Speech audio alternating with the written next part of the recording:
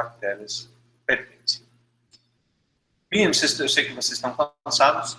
Alguma dúvida até aqui? Isso Amanda também, e fica só mentalizando. Isso Amanda também, é mesmo. É legal mandar, né, gente? É legal. Qual é o nome dele? O professor Xavier. É massa. Tem razão. Gente, alguma dúvida até aqui? Querem falar alguma coisa? Querem me xingar também? Não, né? Me xinga não, porque não machuca meu coração e eu vou ficar triste depois.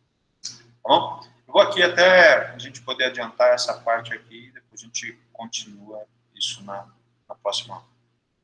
Tá? Vamos falar sobre morfologia. Então, agora a gente vai falar sobre as partes que compõem essa célula bacteriana. Então, que é uma pauta importante dentro da disciplina de microbiologia, explicar esse ser unicelular. Então, ele não tem mais de uma célula, não. É só uma célula que uma bactéria possui. Então, existem mais ou menos 1.600 espécies de bactérias, lembrando que eu falei o 4.000 e pouco agora, mas incluem algas azuis também, tá? São procariotos. 4.760 procariotos descritos. Então, existe uma estimativa de tudo isso para ser descoberto, que vocês, biólogos, podem descobrir, ou qualquer profissional que queira estudar bacteriologia. O ribossoma tem um tamanho de 70S, não tem caroteca, não há DNA em organelas, e as bactérias não apresentam movimento amebóide, como ocorre em protozoários, né, a ameba, e não fazem pinocitose nem fagocitose, como os protozoários, como a ameba. As bactérias também não possuem mitocôndrias, não possuem complexo de Golgi, não possuem cloroplastos, tá? Mas eles possuem o quê? Ribossoma. Lembra que eu falei para vocês? Bactérias e eucariotos, né? Eles possuem ribossomos. Mas essas organelas que são típicas, que eu expliquei para vocês como que eles surgiram através da teoria simbiótica, essas bactérias, essas estruturas especializadas não possuem nas bactérias. E além do DNA genômico, eles possuem o DNA extracromossomal, que é o chamado plasmídio, né? Que também é circular, assim como o DNA genômico das bactérias. Então, isso aqui é uma representação, essa esfera com essas cores diferentes, é o DNA, é o plasmídio de uma bactéria. E aí, esse PSTI, EcoR1, PAN, H1, SA1, seriam genes. Genes, aqui, ó, esse verde, ele coordena a resistência à tetraciclina. Alguém sabe me dizer o que é tetraciclina? Alguém sabe me dizer? Sim. Já ouviram falar nesse nome? Tetraciclina, ampicilina, já ouviram falar? O que é isso? Falem para mim. Sim ou não? Sabem? Já ouviram falar só um remédio? Vamos melhorar isso, Vitória. Que tipo de remédio? Você está certa, Vitória. Começa com a letra A. Vamos brincar de forca. Isso. Antibiótico. Então, algumas bactérias hospitalares, quando a gente fala superbactérias ou bactérias que causam infecção bacteriana, isso aí, Ítalo, é antibacteriano mesmo. Mas só que as bactérias têm um mecanismo para produzir uma proteína, um fenótipo que vai conferir resistência a esse antibiótico. Você usa tanto dentro dos hospitais, você faz qualquer cirurgia, você abriu a sua pele, você vai tomar anti-inflamatórios para evitar a inflamação, invasão microbiana, e vai tomar antibióticos, que é isso, tem uma ação antibacteriana. E aí algumas bactérias, elas ficam selecionadas. De tanto você utilizar nos hospitais, elas ficam super resistentes. Então, a infecção hospitalar nada mais é do que essas superbactérias que são resistentes aos coquetéis de medicamentos, de remédios, né, que a Vitória falou, de tanto você utilizar. Então, essa característica genômica desse plasmídio, né, que tem um conteúdo genômico bastante pequeno, ele pode transferir. É algo do tipo, eu vou dar uma carta que vai conferir a Vitória a resistência ao Covid. Se pudesse fazer isso, né, Vitória? Só que a bactéria, ela é mais ou menos isso. O fato dela ficar próxima uma da outra nos ambientes, ela transmite o gene de resistência. E aí nenhuma bactéria mais morre àquela molécula. Então é um mecanismo de adaptação, de manutenção da espécie, preservação da espécie bacteriana, patogênica, devido à seleção imposta pelo homem. Por isso que você sempre, que você vai, por exemplo, vamos colocar sinusite, você sempre usa antibióticos para controlar a sinusite, que é uma infecção dos sinos aqui. E uma das recomendações, quando você for falar a respeito a essa infecção, que é uma proliferação bacteriana dentro das cavidades do crânio, que começa a acumular muco, e aí você fica jogando, né, sempre catarro, não é no peito, é na cabeça. E isso dá muita dor de cabeça, dá uma série de efeitos colaterais, você fica aborrecido, enfim, incomoda, dá muito cansaço, muito sono. E aí essa proliferação, se você, uma das estratégias de controle da sinusite é você ter diferentes princípios ativos de antibióticos. Tetraciclina, ampicilina, penicilina, né? Vários tipos de produtos para justamente não controlar, justamente a bactéria não criar resistência, não selecionar genes com esse fenótipo resistente, tá? Então existe uma região do genoma que o homem descobriu e que as bactérias têm essa plasticidade. Então, o simples fato de ficar uma próxima da outra, se a bactéria que é suscetível passa a ser resistente, ela empresta essa resistência às moléculas químicas. Quando a gente fala de bactérias, elas têm três formas, é muito fácil a forma das bactérias. Então, elas são esféricas, tá? Em formato de corpo, elas são arredondadas. Bacilos, como o próprio nome está falando, né? Tem vários alimentos que são, né, que a gente utiliza bacilos. Na agricultura, existem espécies que são utilizadas para controle de insetos, para controle biológico, né? Então, ela tem um formato de bastão, de bastonete. Eu vou mostrar a foto daqui a pouco. Então, Bacillus subtilis é uma bactéria entomopatogênica, né, contra insetos, e os espirilos, que são, né, o vibrião da cólera é um tipo de espirilo, então ele é helicoidal, ou ela tem formato de vírgula, no caso dos vibriões, vibrião do cólera, e espirilos em forma de sacarolhas, né, então ela é toda helicoidal. Esses espirilos têm uma doença no milho que deixa ele vermelho, ou ele deixa ele meio pálido, que a gente chama de enfesamento pálido, ou enfesamento vermelho, uma doença causada por uma bactéria e que é transmitida por uma cigarrinha. A cigarrinha branca, né, ela pousa ao milho, ela transmite essa bactéria em formato de espírito.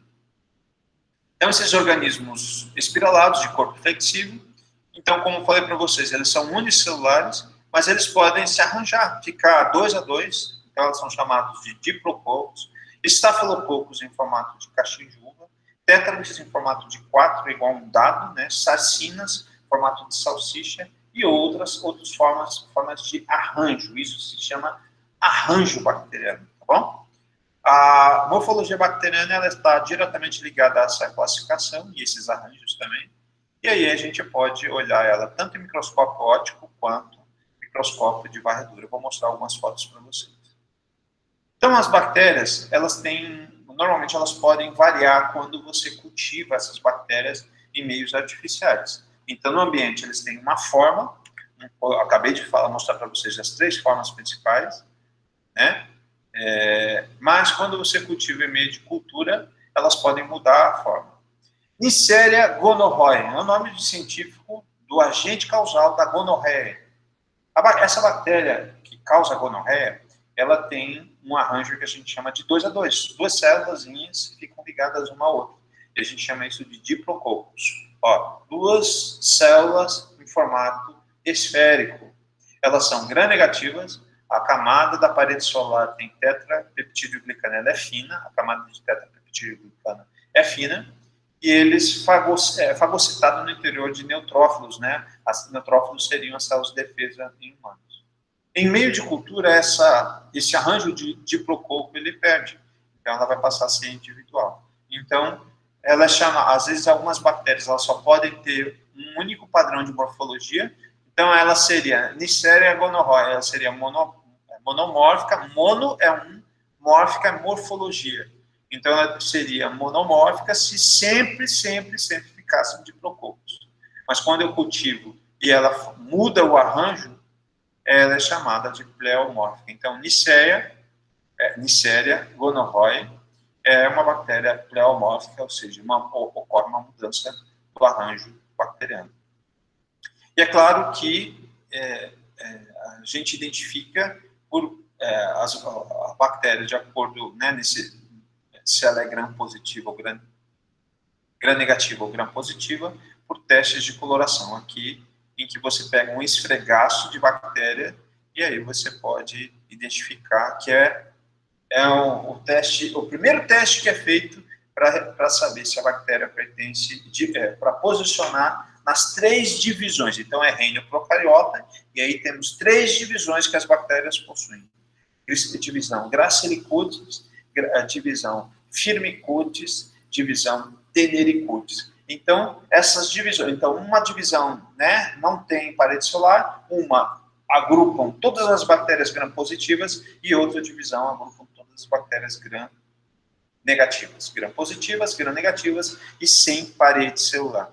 Então, é o primeiro teste feito para identificação, para taxonomia de bactéria. Você não olha no microscópio para identificar uma bactéria e posicionar, identificar gênero, são testes bioquímicos. Para fungos, para protozoários, para nematóides, a morfologia da célula, olhar no microscópio a gente identifica. Mas para bactéria, esqueçam. No máximo, vocês analisam morfologia, a forma da célula, se é coco, bacilos, mas não identifica gênero, não consegue identificar espécie. São os padrões morfoculturais, são os padrões bioquímicos que permitem a identificação das bactérias. Aqui é uma foto duas fotos que eu queria mostrar para vocês que tem a ver lá no início, que eu falei de microscopia eletrônica de transmissão, que faz um aumento de 40 mil vezes. Essa primeira foto, isso aqui é o quê? Alguém consegue me dizer o que é essa imagem? É uma imagem, né, de microscopia eletrônica de varredura, que vê a superfície. Essa bactéria, ela é coco ou bacilo ou espirilo? O que vocês acham? É coco, bacilos ou espirilo? Ó, essa é a célula bacteriana. O que vocês acham? Bacilos, perfeito. Vitória, te amo, Vitória, ó. E aqui é o quê? É um estômato fechado. Ele está tentando entrar no estômato de uma planta, tá? Então, essa é uma microscopia de superfície. Então, microscopia eletrônica de varredura, você consegue ver a superfície. E aqui, essa mesma bactéria, quando você vê no interior da célula, isso aqui é uma célula vegetal, ó, aqui, o bacilos. Algumas elas ficam sem a morfologia propriamente dita. E aí, quando você vê dentro da célula, 40 mil vezes, uma potência muito maior que a microscopia óptica, seria o que a gente chama de microscopia eletrônica de transmissão. Foto de microscopia eletrônica de transmissão, foto de microscopia eletrônica de varredura. Varredura você vê superfície, microscopia eletrônica de transmissão você vê dentro da célula. Eu fiz uma analogia com a história da ressonância eletromagnética, né? Você faz para o cérebro, faz para órgãos, quando você precisa ver os problemas dentro do corpo, tá? Nessa imagem, eu peguei recentemente essa parte mais no meio dessas ilustrações, elas mostram tipos diferentes de arranjos. Mas, modernamente, descobriu-se mais 2 tipos básicos de morfologia das bactérias. Então, nós temos as bactérias que são esféricas, que nem sempre é tão esférica, que é uma forma de tentar mostrar exatamente aquilo que, às vezes, a gente coloca na literatura alguma coisa e quando você vai ver na prática não é aquilo que a gente está enxergando. Às vezes ela é meio que imperfeita, mas tem os bordos arredondados. Então, a figura A, bactérias esféricas, é aqui os diferentes arranjos das bactérias esféricas, né? Até aqui, né? Aqui nós temos as bactérias baciliformes, olha o bacilo. Isso aqui é um bacilo. Bacilo. Mas tem variações de forma. Mas tudo é bacilo. E aí, os arranjos dos bacilos, tá ok? E aqui nós temos os espirilos, ó, helicoidal. E o vibrião, né? Que tem o flagelo, o vibrião, a água, né? A água transmite o vibrião. Se você andar descalço nessa água da chuva, em períodos que tem surtos de... Agora vocês não estão vivenciando isso, mas teve momentos que o Brasil teve, de 90 para cá, que tinha surto de cólera, e aí era muito mais... A mídia falava muito mais de cólera do que é a dengue hoje, né? A gente encontra muitos surtos no país, tá? Então, além de cocos, bacilos, espirilos, foi descoberta recentemente as bactérias chamadas de forma quadrada e as bactérias com esse pedúnculo. Então, elas são chamadas de bactérias pedunculadas, representando 5 formas, né, de morfologia das bactérias, né? E os seus arranjos de diplococos, estafilococos, tétrades, né? E sarcinas. Vocês vão encontrar para cada uma dessas bactérias. Né? Então, esse aqui fácil, né, Vitória? O formato. Alguém tem dúvidas sobre o formato? Né? Então, a abertura da planta, olha a superfície da planta, como ela é irregular, né? Toda ondulada, a bactéria entrando, e aí, em microscopia eletrônica de transmissão, você vai ver a bactéria entrando, pseudomonas syringae, que fica ao redor, né? Então, ela tem flagelo, se tiver... Bactéria gosta muito de água, em planta, se não existe água, bactéria não entra. Períodos secos, como a gente está vivendo agora, 0. Se eu for pegar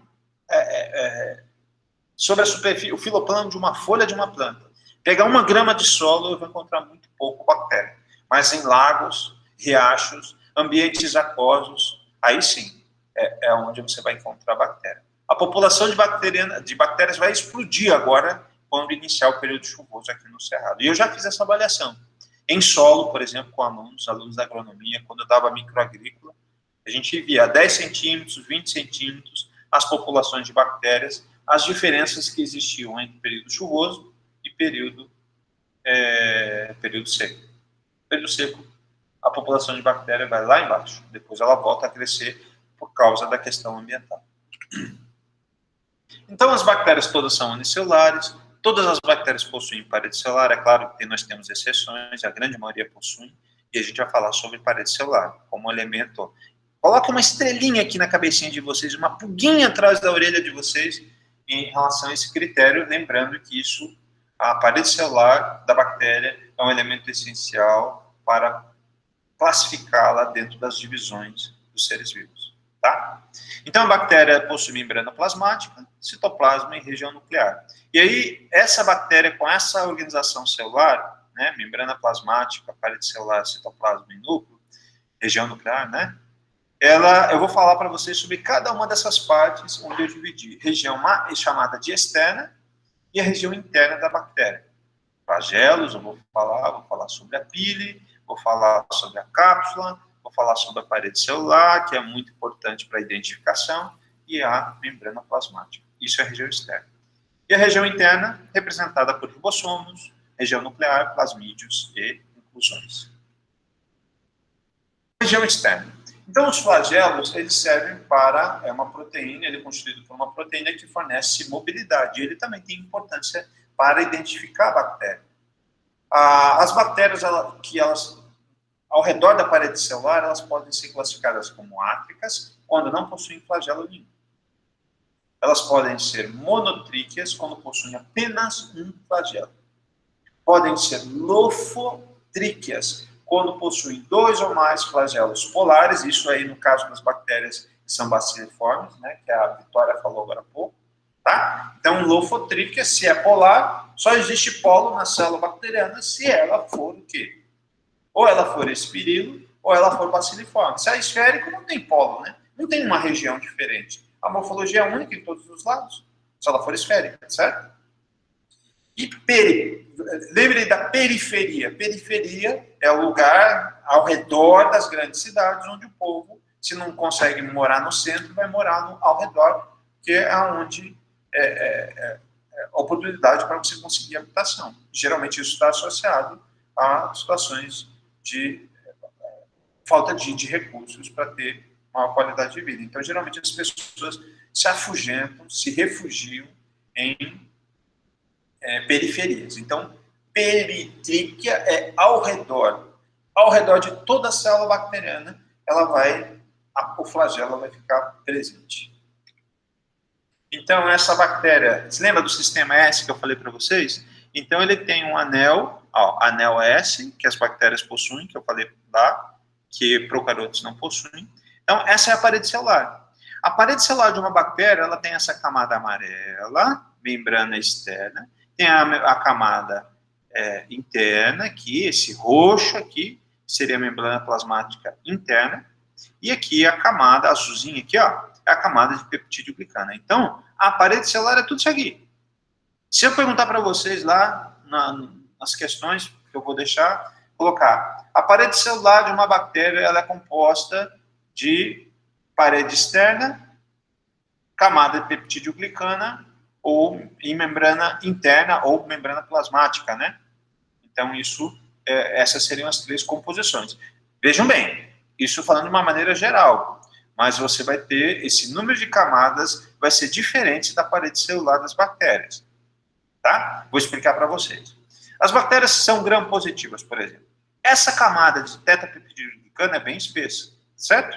Então, ela só vai ter essa camada de peptidoglicana, mais a camada, aqui não está sendo representada, porque ele desenhou a membrana plasmática, mais a camada da parede, da membrana interna, tá? Que é essa membrana plasmática, tá?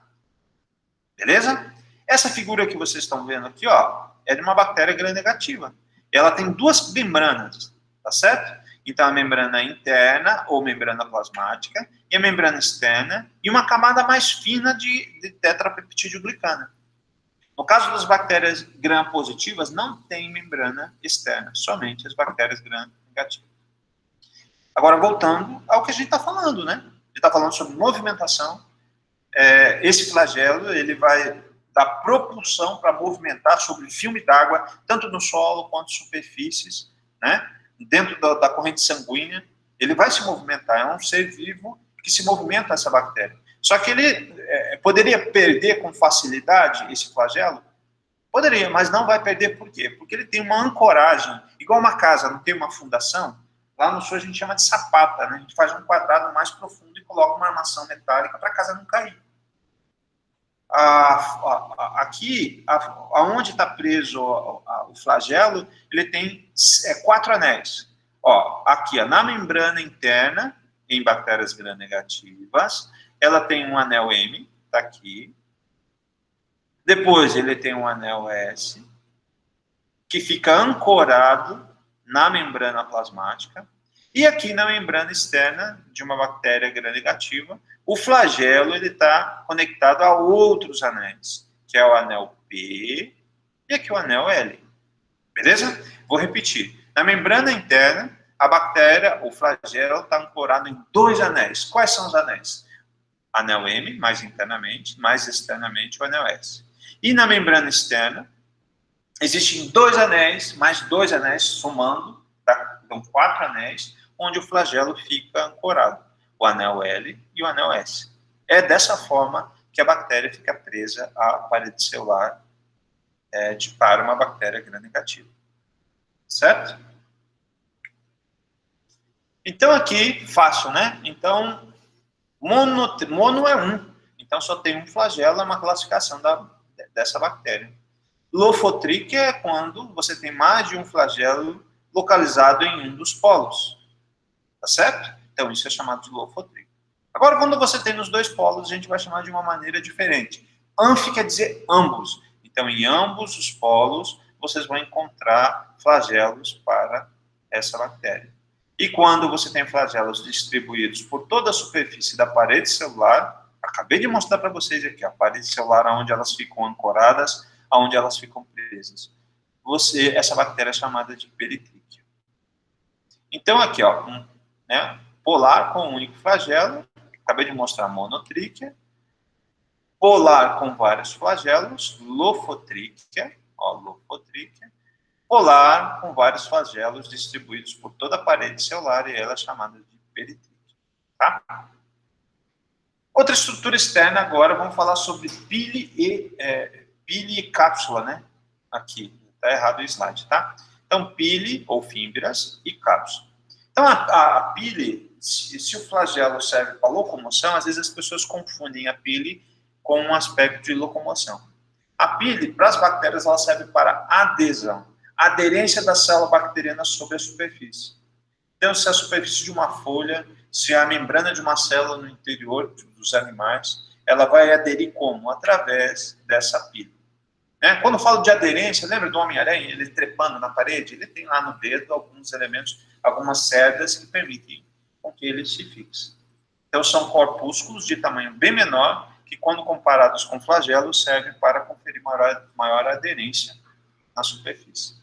E além de aderência, duas, tá? Gravem bem na cabeça de vocês. Pile ou fímbrias, quais são as funções? Uma, aderência, e outra, sexo. Vocês gostam de sexo? Agora vocês acordaram, né? Vocês estavam dormindo, agora vocês acordaram. A maior parte das bactérias fazem reprodução assexual, mas quando elas querem fazer sexo, juntam duas células, e aí o que faz a conexão entre essa região nuclear para transferência de material nucleico, a gente chama isso de um sistema de reprodução do tipo conjugação. Ocorre através da formação dessa pile entre essas duas células. Tá? Duas funções da pile. Recombinação genética, ou sexo, ou aderência das células. Então, essa pile vai ajudar essa troca de componente genético. Bom? E a cápsula está presente em alguns grupos de bactérias compostas por polissacarídeos e tem a função de permitir a aderência das células bacterianas à superfície. Então, cápsula não é uma estrutura. A pile é uma estrutura, um filamento que fica sobre a superfície da célula bacteriana. Eu vou mostrar daqui a pouco. E a cápsula, o que é? É um composto que vai umectar, é um polissacarídeo que vai ficar recobrindo essa pile, que vai fazer com que ele fique com uma superfície gosmenta. Tanto é, já viram andar nas rochas e você escorregar? Já andaram? Já fizeram trilha? Quem nunca fez trilha aqui da biologia? Nós temos que fazer uma trilha aí, gente. Fizeram comigo lá um dia. Uma trilha meia boca, mas vocês fizeram, né? Mas quando vocês pisam em algumas rochas perto de rios, vocês já viram, já repararam que você escorrega? Ou na casa de vocês, às vezes, alguns banheiros que tem um limo muito grande, que tem piso, o piso é de cimento, começa a nascer um limo, ou perto da região do tanque. Esse limo é cianobactéria. Aquela água verde que tem é uma cianobactéria. E esse aspecto mucilaginoso do escorregadio dessa superfície é devido a essa cápsula que tem sobre a superfície que dá essa aderência. Então, ele solta do corpo. E as superfícies, elas ficam com essa aparência escorregadia. Então, é para ajudar ela a aderir, além de ser um componente também de parasitismo, enfim, tem um aspecto importante, tanto em animais quanto plantas. Então, ela é presente em alguns grupos de bactérias compostas de polissacarídeos. Não é uma estrutura, tá? Tem função de permitir aderência também às células bacterianas na superfície. Tá? Toda vez que vocês estiverem fazendo trilha, toda vez que vocês escorregarem numa pedra, lembrem, é por causa da cápsula. Gravem bem. Cápsula é esse polissacarídeo que é jogado para fora, né? E que fica envolvendo essa pile bacteriana. Tá? Acho que a ilustração está mais à frente. Agora, outro elemento da estrutura externa, que eu já falei para vocês, é a parede celular. Essa parede é composta de um ácido chamado N-acetilmurânico, ou N-acetilglucosamina, que são conectados entre si com 4 aminoácidos. Vejam bem, 4, gravem na cabeça, 4. L-alanina, D-alanina, D-isoglutamina e L-lisina, formando 4 estruturas repetitivas denominadas de teta-tetra, porque tem 4 aminoácidos, 4 proteínas. A parede celular é composta de 4 proteínas, que é tetrapeptidoglicana. Essa camadinha azulzinha aqui, ó, peptidoglicana ou tetrapeptidoglicana, que está se referindo aos 4 aminoácidos que eu acabei de dizer. Tá? Então, confere rigidez da célula, é composta de polissacarídeos e é comum em todas as bactérias formadas de mucopeptídeos, ou peptidoglicana ou tetrapeptidoglicana. Está correto nas duas formas que você se referir à composição da parede celular. Certo? A composição da parede celular de fungos, por exemplo, é quitina. A composição da parede celular de plantas é celulose, ou lignina. A composição da parede celular, a composição do exoesqueleto de insetos é quitina também, como fungos. Então, vão ser elementos que vão caracterizar, né? E a composição das bactérias é tetrapeptidoglicana, é a composição química dessa parede que vai conferir rigidez, tá? Parede celular confere rigidez, proteção do protoplasma do ser vivo. E aí você vai ter 2 grandes grupos classificados, na verdade 3, né? Aqui eu deveria ter colocado o terceiro grupo. Mas existem dois grandes grupos, que são as bactérias gram-positivas, que têm uma parede espessa constituída de 90% de peptidoglicana. Então, vamos lá de novo. Então, as bactérias gram-positivas, essa representação aqui não é uma bactéria gram-positiva, é uma bactéria gram-negativa, então ela é fina. A camada de tetrapeptidoglicana é fina para gram-negativas, para gram-positivas ela é mais espessa. Vamos ver de novo? Ó, gram-positivas, parede espessa de peptidoglicana. Gram-negativas, elas têm o restante formado de lipídios, é uma camada mais fina. Tá bom? Talvez escrever isso aqui para ficar mais fácil, né? Para que vocês entendam. E aqui uma representação das duas paredes. Olha a camada de tetrapeptidoglicana. Olha a camada de tetrapeptidoglicana. Não é mais espessa em gram-positiva? Estão entendendo? Ó, isso que está marcado em amarelo é a camada, é a parede celular. Isso que está marcado em bege ou amarelo, eu não sei, aí vocês me corrigem. Fúcsia, né? Vocês gostam dessa cor? O que é fúcsia mesmo? Traduzindo para os leigos. Que cor que é essa aqui que vocês acham que é? Vocês gostam, vocês que conhecem mais das cores. Bege pode ser? Né? Calcinha e cueca bege. Agora eu lembrei dessa história.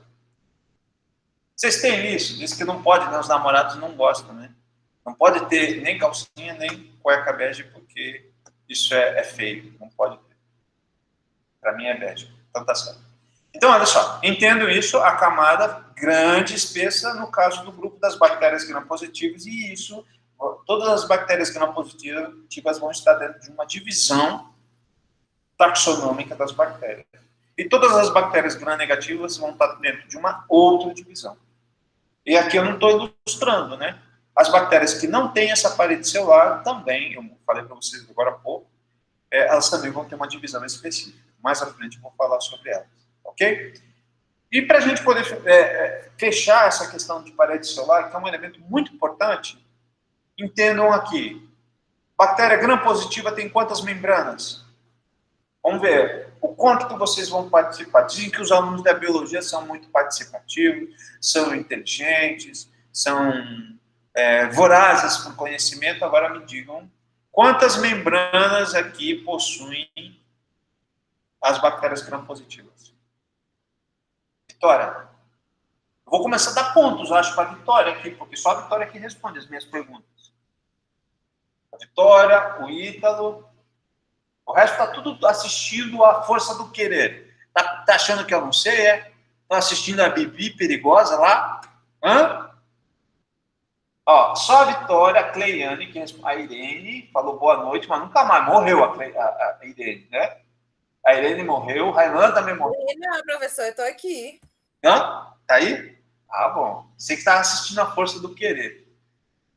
Né? Assistir a Ritinha que vai casar com o negócio lá com o menino, né? Isso, muito bom, Vitória. Só possui uma camada de membrana, ó. Então grave bem isso, ó. Então só uma membrana gram-positiva, eu já mostrei o slide anterior, e as bactérias que são gram-negativas possuem duas membranas, uma membrana externa, uma membrana interna, né? E aqui a parede celular. Então as bactérias gram-negativas, a camada de peptidoglicana é um sanduíche de membranas, e aqui só possui uma membrana interna, tá? Grave bem isso, são as bactérias que possuem parede celular. E aí a membrana plasmática, como eu tinha falado para vocês na outra aula, ela é extremamente importante para as bactérias. As bactérias que fazem fotossíntese, o cloroplasto, a clorofila, a produção de açúcar, de energia, é feita na membrana. A respiração é feita na membrana. E essa membrana plasmática é chamada de lipoproteica. Lipo é lipídio e proteica de proteína. Então, ele tem uma proporção de 40% de lipídio e 60% de proteína. E é nela que estão localizadas enzimas e a maior parte das proteínas bacterianas. E a respiração celular ocorre tudo aqui. Então, a cadeia de transporte de elétrons, respiração, se localiza nessa porção interna da membrana, assim como citocromos, desodogenases, enzimas, né, etc. Não existe mitocôndria, e as bactérias que fazem fotossíntese, os cromatófagos e as enzimas responsáveis pela síntese de lipídios, e tudo acontece nessa região da membrana plasmática, tá? Lembrar que esse protagonismo da membrana plasmática não é tão grande quando você vê em seres eucariotos, porque não faz sentido, porque você já tem organelas específicas em eucariotos que fazem, em que desmembraram essa grande quantidade de função que ocorre na membrana das bactérias de eucariotos. Se for um ponto, eu aceito, né, Vitória? Isso aí. Tem isso, em reivindicar os seus direitos.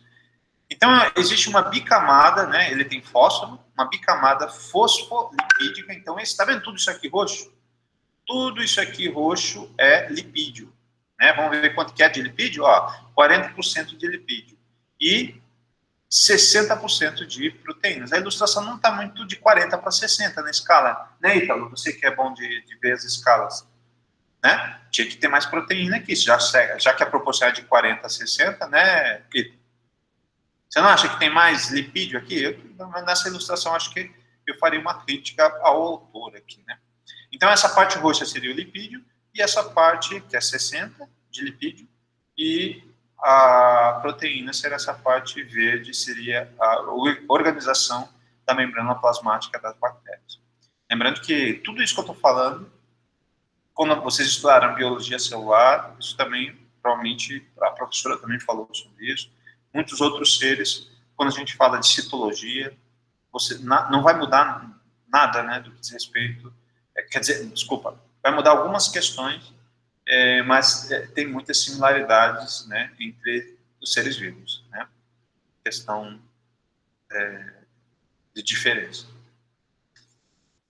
Ainda sobre essa membrana, né, aqui, existem interrupções dessa membrana plasmática, que no caso das gram-negativas, como a gente já viu, existem duas membranas, elas têm os chamadas junções de Bayer, que são um mecanismo de transferência de proteínas do lado externo, onde ele entra ou ele sai. Aqui é o ribossomo da parte interna, e aí essas interrupções da membrana, das duas membranas, interna e externa, no caso das gram-negativas, que permitem essa troca de material genético, de proteína com o ambiente externo. Então, ele pode jogar proteína e pode dissolver. Vamos usar um exemplo aqui, para a gente poder entender. Quem de vocês já viram pimentão, tomate, que vocês deixam um tempo na geladeira, e aí, de repente, passa um tempo, lá no fundo fica todo repleto de água. Por que isso acontece? É uma bactéria. É uma bactéria que entra dentro do fruto do tomate, ou então que já está presente dentro do fruto da bactéria, a gente chama de uma bactéria pectolítica. O que é essa bactéria pectolítica? A bactéria, ela produz uma enzima, que é a pectinase, em que ela vai sair e vai jogar para dentro do fruto do tomate e vai dissolver. Ou seja, a célula, a parede vai se dissolver e vai produzir o que a gente chama de podridão mole. Vocês estão conseguindo imaginar o que é podridão mole? Já viram um tomate podre? Já viram uma batata podre? Um pimentão podre? Né? Então, isso é devido a esse processo, essa transferência dessa enzima, proteína é uma enzima, que passa por essa junção e joga para o ambiente externo, e essa enzima, ela dissolve a parede. Tá bom? Entenderam?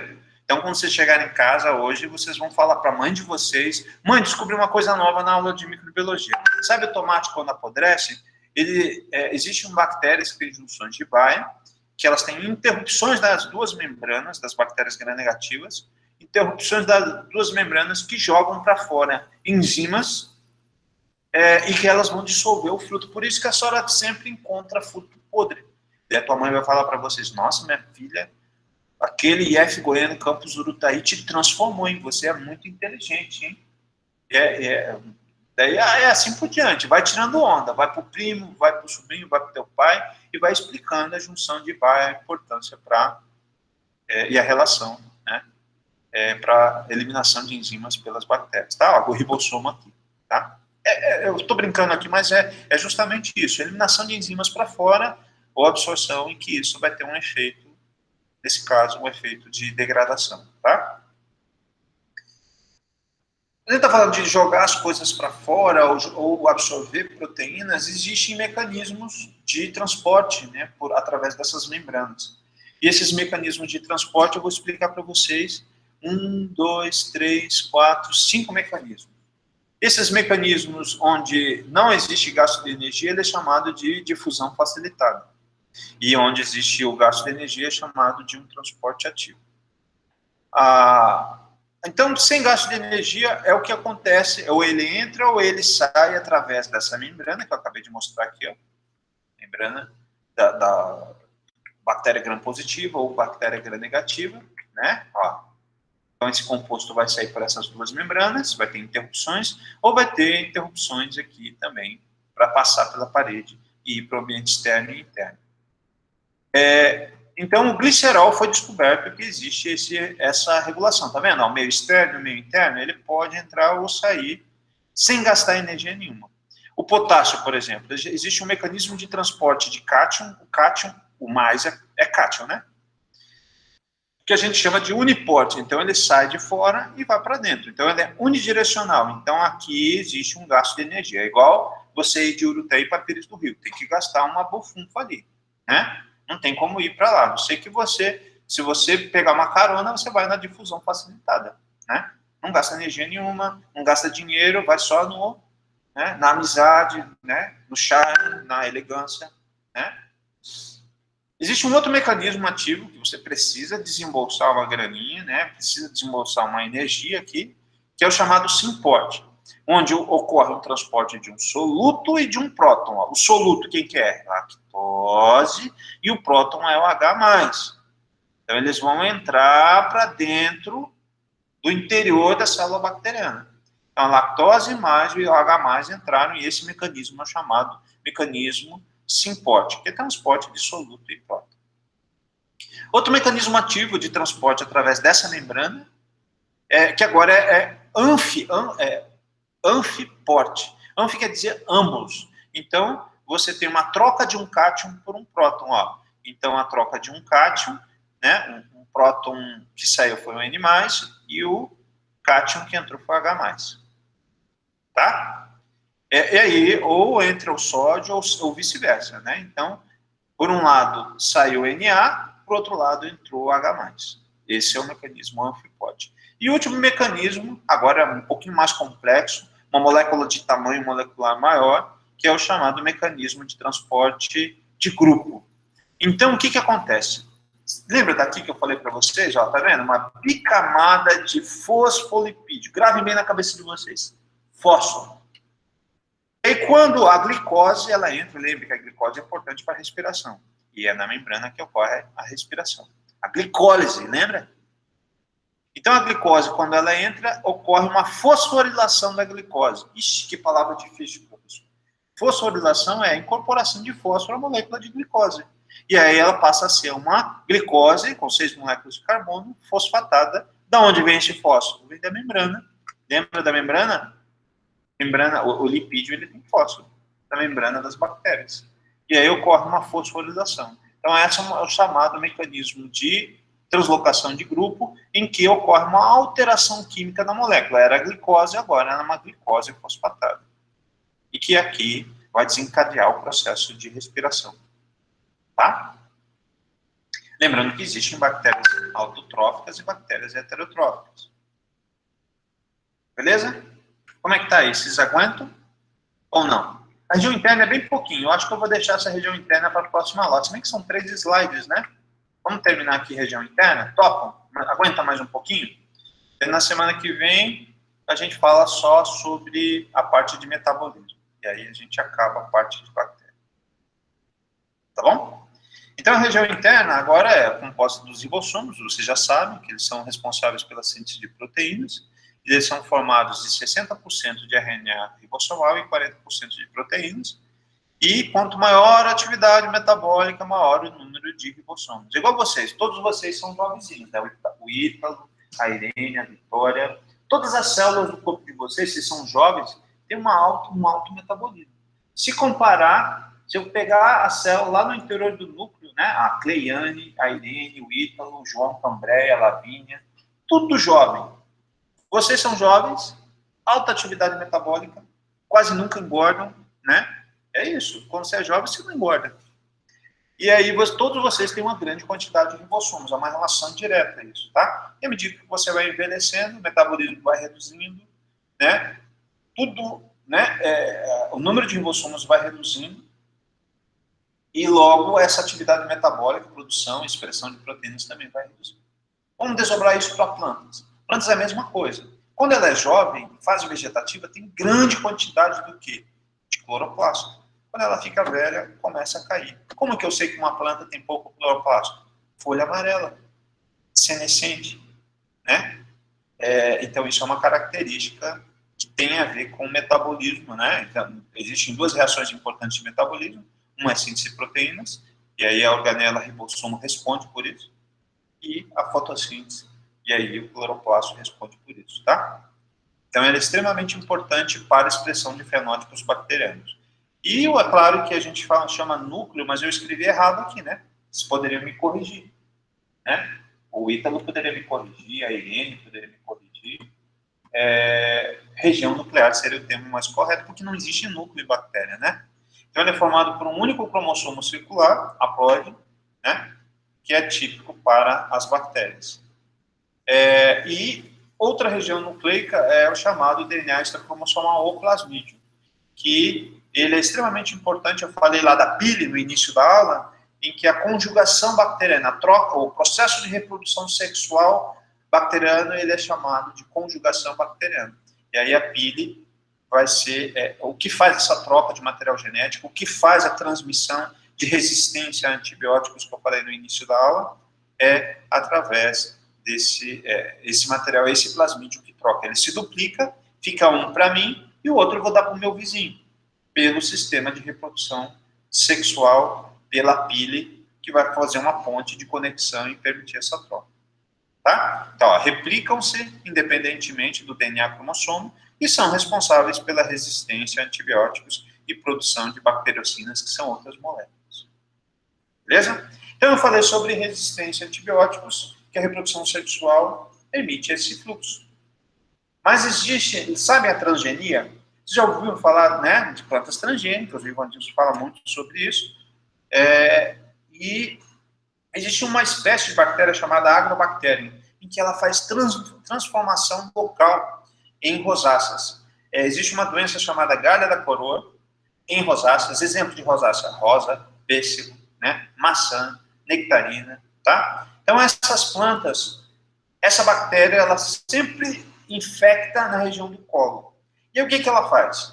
Ela joga um plasmídio, ela transfere esse plasmídio, agora é uma transferência de material genético da bactéria para a planta, e faz com que essa planta produza uma galha na região do colo, inserindo esse plasmídio e dando ideia para o homem para o processo de transferência de material genético, o que a gente chama de transgenia. A transgenia, ela surgiu a partir desse processo natural de transformação local de uma célula, que acontece em rosáceas, que é promovida por agrobactéria. Beleza? Existem várias formas de fatores que vocês já devem ter estudado que decorrem ao câncer em humanos. E um deles é micro-organismos que transferem o seu material genético, bactérias que transferem o seu material genético para alguns órgãos do nosso corpo que podem provocar câncer. Então, bactérias, por esses processos de reprodução, de conjugação bacteriana, de transferência de plasmídio, gravem bem na cabeça, transferência de plasmídio pode transferir resistência a antibiótico, pode conferir a produção de uma galha, que é um câncer de uma planta, ou produção de câncer em humanos. Só que em plantas a gente não chama de câncer, a gente chama de galha. Ok? Transferência de plasmídio, tá? E essa seria a conformação. E para a gente poder fechar, entendo, todos esses fragmentos aqui seriam a pile, e a substância química que envolve essa pile seria o que a gente chama de cápsula, tá? Cápsula é uma substância química, é um polissacarídeo, é uma mucilagem, lembra dos ambientes escorregadios, tá? A pile, que é extremamente importante para a reprodução, que eu acabei de falar sobre a história das resistências, 3 exemplos eu dei para vocês. Aqui é a história do flagelo, aqui é a parede celular, que pode ter membrana externa e interna para bactérias gram-negativas, ou só a membrana interna, no caso das bactérias gram-positivas, e a camada de parede celular é bem espessa. Ribossomos, região nuclear, esférica, e aqui reserva de material, tá? Ribossomo, vamos ver outra ilustração. E aqui, uma outra visão tridimensional de uma bactéria, tá? Ó, percebam como ela é unicelular, não tem, né, formato de bastonete, flagelo, inclusões citoplasmáticas, ribossomos, né, que faz síntese de proteínas, as fibras, tá vendo aqui, ó, pequenininho, parecendo um espinhozinho, bem fininho, e aí, ao redor dessa fibra, você tem a cápsula. Não esqueçam disso. Vai ter vários itens que eu vou falar que fibra que cápsula é uma estrutura. Não é uma estrutura, não cai na minha pegadinha, tá? E as funções de cada uma dessas partes. Ó, esse é o último slide, tá? Agora, então, assim como eu falei para vocês que as arqueobactérias são grupos de bactérias que vivem numa condição extrema, essa sequência de imagens, elas representam uma bactéria e o processo de formação de uma estrutura de resistência que a gente chama de um endósporo. Endósporo é uma sequência de etapas em que a bactéria ela vai ter pouco lumen celular, pouca região onde fica o material genético e ela tem uma parede bastante espessa.